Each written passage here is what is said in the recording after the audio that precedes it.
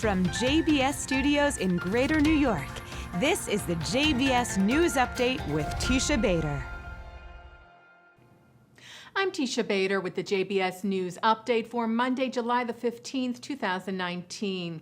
A rocket was fired at southern Israel from Gaza late Friday. It landed in an open area of the Eshkol Regional Council, and no damage or injuries were caused. The rocket was seen as part of an escalation from Gaza after the mistaken shooting death of a Hamas member by IDF fire the day before. Today, senior Hamas official Fatih Hamad called for the killing of Jews around the world as they protest against Israeli restrictions on Gaza. Palestinian diplomat Saeb Erekat told the Times of Israel that he was disgusted by Hamad's words and called his statement repugnant, tweeting religion shouldn't be used for political purposes.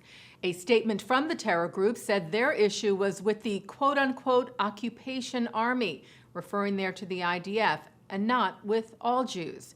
United Nations Special Coordinator to the Middle East Peace Process, Nikolai Mladenov, tweeted that Hamad's statement was dangerous, repugnant, and insightful and must be clearly condemned by all.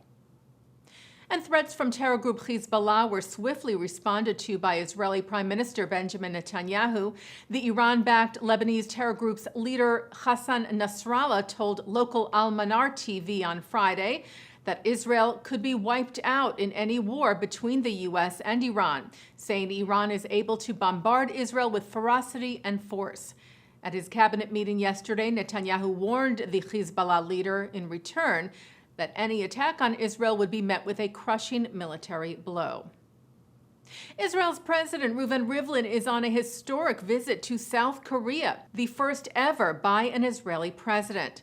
Rivlin met today with South Korean President Moon Jae-in, and the two signed agreements for increased cooperation in the fields of energy and education. The Summit on Combating Anti-Semitism was hosted by the U.S. Department of Justice today. Remarks were delivered by U.S. Special Envoy to Monitor and Combat Anti-Semitism, Ilan Carr, among others, including leaders from a number of Jewish organizations.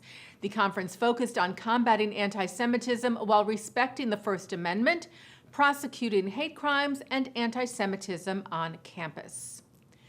Well, archaeologists have found what they say is the first archaeological evidence of a siege in Jerusalem that ended exactly 920 years ago today.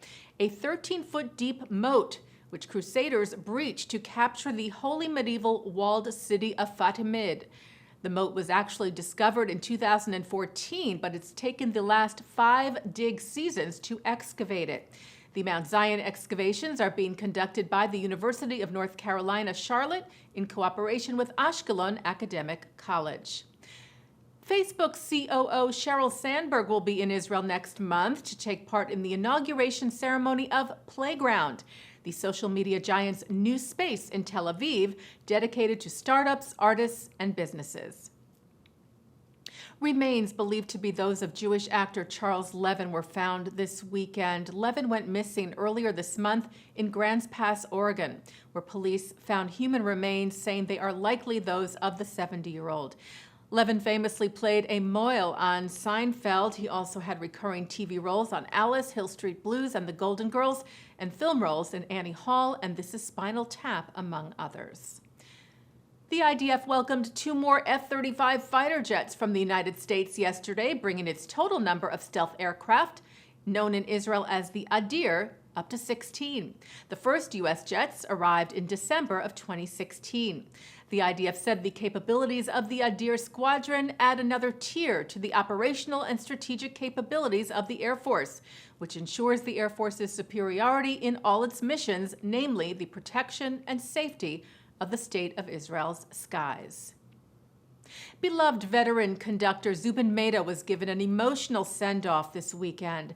The maestro marked the end of 50 years as musical director of the Israel Philharmonic's Orchestra Saturday night in Tel Aviv, where the 83-year-old opened the evening with the orchestra's rendition of Israel's national anthem, Hatikva.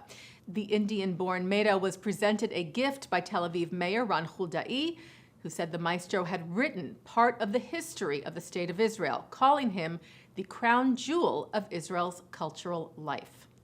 Taking a look now at our programming for tonight on JBS for Monday, July the 15th. At 7 o'clock, it's The Wisdom of Dr. Ruth. At 7:30, Israeli director Avi Nesher speaks with Eric Goldman on Jewish Cinematheque.